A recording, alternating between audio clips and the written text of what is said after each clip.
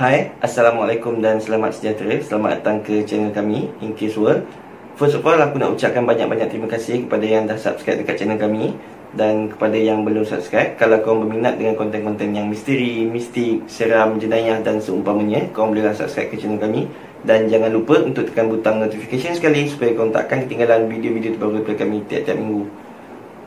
So, untuk video kali ni, mungkin sebab aku dah rasa aku dah rindu dekat shopping mall, so aku buat kisah yang berlaku dekat shopping mall lah. Kisah ni berlaku di Jepun. Dan tanpa membuang masa lagi, jom kita ke kisah yang seterusnya.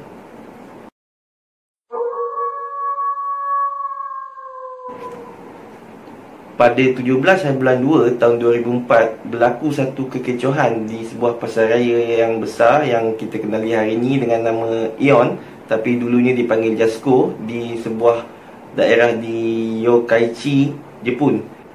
Apa yang berlaku adalah dekat sebuah mesin ATM di dalam pasaraya Jasco tersebut, terdapat seorang wanita yang tengah menggendong bayi. Tak tahu sama ada itu bayi dia ataupun tidak, tapi tengah menggendong bayi yang dia pakai strap dekat badan yang ikat dekat dada tu, dengan seorang lelaki warga emas berusia 68 tahun sedang bergelut dekat depan mesin ATM tu. Orang ramai yang ada di sekitar kawasan tu pada mula-mulanya tercengang. Dia orang tak tahu nak buat apa sebab ternampak benda tu. Hinggalah wanita tersebut menjerit pencuri.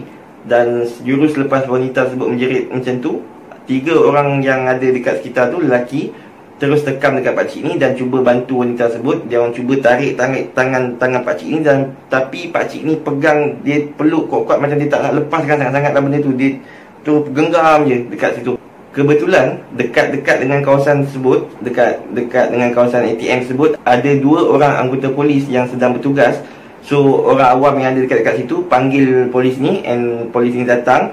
Dan bila polis datang, dia orang terus tangkap pakcik ni dan dia orang rebahkan dekat tanah. Dan bila dia orang dah pegang pakcik ni kat tanah, dia orang terus, polis-polis 2 orang ni terus cuba ambil barang-barang pakcik ni tengah peluk tau. So kat situ adalah adegan-adegan yang macam dia orang letak lutut dekat dada pakcik ni, dan agak kasar lah dekat situ, sehingga kan orang awam yang ada di sekeliling pada masa tu, dia orang cakap sampai pakcik ni termuntah dengan banyak lah dekat kawasan tu. Dia termuntah teruk lah. Dan bila dia orang dah berjaya ambil, tengok barang-barang apa yang pakcik ni tengah genggam, barang-barang yang pakcik ni tengah genggam sangat-sangat ni rupa-rupanya hanyalah kad ATM dia yang dah terpatah 3 sebab dia genggam kuat sangat, dengan sejumlah duit. Dan bila dia orang tengok, rupanya itu adalah kad ATM dia sendiri. Dan sebab ada receipt dekat tempat tu. Dan bila dah jadi macam tu, polis ni bangun, dia orang cuba cari perempuan tu sebab nak cari mangsa.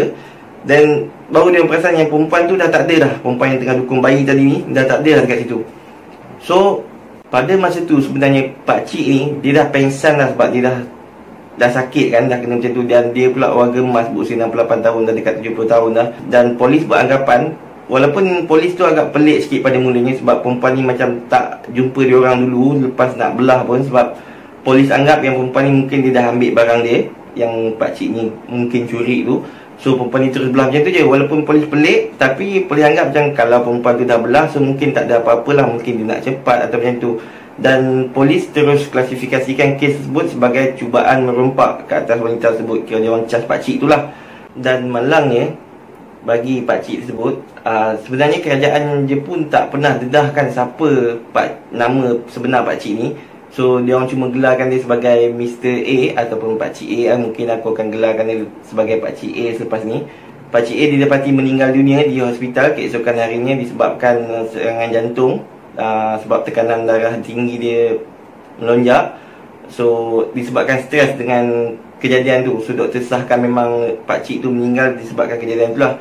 So bagi pihak polis, disebabkan suspek dah meninggal, so tak ada apa-apa tindakan lagi yang boleh diambil lah, sebab yelah suspek dah mati kan. Tapi keluarga pakcik A ni menafikan lah. Dia orang tak nak percaya dan dia orang tak nak terima pun yang pakcik A ni tiba-tiba attack orang perempuan, nak curi daripada seorang perempuan yang tengah bawa bayi. Dia orang cakap pakcik A ni tak macam tu. Sebenarnya pakcik A ni pergi Jasco hari tu pun sebab dia beli makanan hamster untuk cucu dia. Dan dia bukan orang yang macam tu lah, dia orang biasa.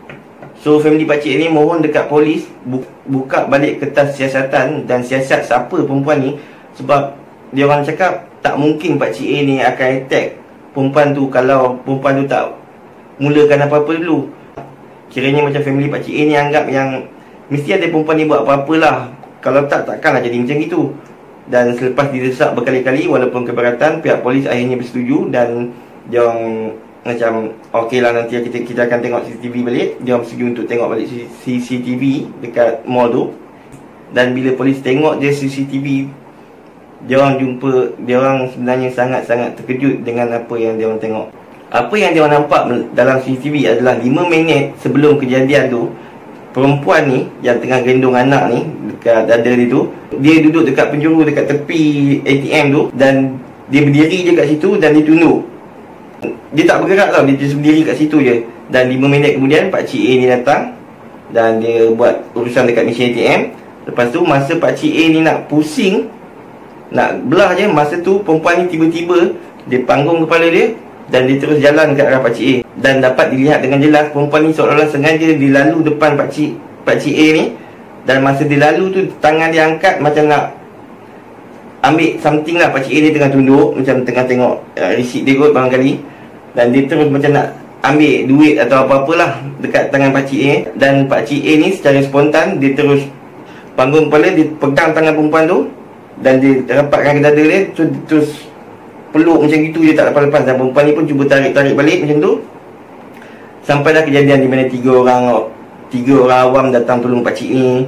Dan polis sampai, semua polis pin dia jatuh. Dan masa tengah kecoh tu, polis baru dapat nampak yang perempuan ni tiba-tiba bangun, dia pusing dan dia belah. Kira dia tak ambil pun yang macam polis anggap dia ambil dah dapat barang-barang dia balik. Tak ada pun, dia just bangun, dia belah macam tu je masa orang tengah kecoh. Dan walaupun ramai saksi dekat tempat kejadian, tak ada seorang pun yang nampak dengan jelas muka perempuan yang attack Pakcik A ni. Sebab dalam video tu nampak dengan jelas lah, dia yang sebenarnya mula attack Pakcik A ni dulu, bukannya Pakcik A ni yang nak curi barang dia. Tak pun. And apa yang lebih mengejutkan adalah polis selepas dia orang teliti semua CCTV yang ada dalam mall tu, dalam Jasco tu, tak ada satu CCTV pun yang rekod perempuan tadi masuk dalam mall ataupun keluar dalam mall tu. So dia macam seolah-olah dia ada dekat situ, timbul dekat situ macam tu je, and then dia attack Pakcik A ni, lepas tu hilang. Kita tak nampak pun dia keluar masuk dalam mall tu. Dan polis sebenarnya simpan gambar perempuan tersebut selama setahun sebelum disebarkan kepada umum untuk orang kenal pastilah. Dan ini adalah gambar perempuan tersebut. Dan hanya ada satu detik je perempuan tu panggung muka, terakam dekat CCTV tu sekejap je. Dan itulah gambar yang disebarkan ni. Dan sampai ke hari ini tak ada pun siapa-siapa yang kenal dekat perempuan ni. Dan ramailah yang cakap, sebab bila tengok gambar perempuan ni, korang boleh tengok sendiri, tak nampak ada yang cakap muka dia tak macam manusia. Tak ada yang cakap dia ni topeng kematian lah, manusia bertopeng kematian lah. Dan kes ni sampai ke hari ini masih hebat diperkatakan di Jepun, terutamanya di daerah Yokkaichi, Jepun ni. Dan walaupun family Pakcik ini menang kes dan dia orang dapat pampasan, sampai hari ni sebenarnya dia orang masih lagi tertanya-tanya siapa perempuan yang serang Pakcik A ni yang timbulkan semua benda ni, ataupun sebenarnya apa yang serang Pakcik A ni. So, apa pendapat korang? Korang bolehlah komen kat bawah. Aku akan cuba baca komen korang satu persatu. Dan itu saja daripada aku untuk kali ni. Macam biasa, kalau korang berminat dengan konten-konten yang misteri, mistik, seram, jenayah dan seumpamanya, korang bolehlah subscribe ke channel kami. Dan jangan lupa untuk tekan butang notification sekali supaya korang takkan ketinggalan video-video terbaru daripada kami tiap-tiap minggu. Assalamualaikum dan selamat sejahtera.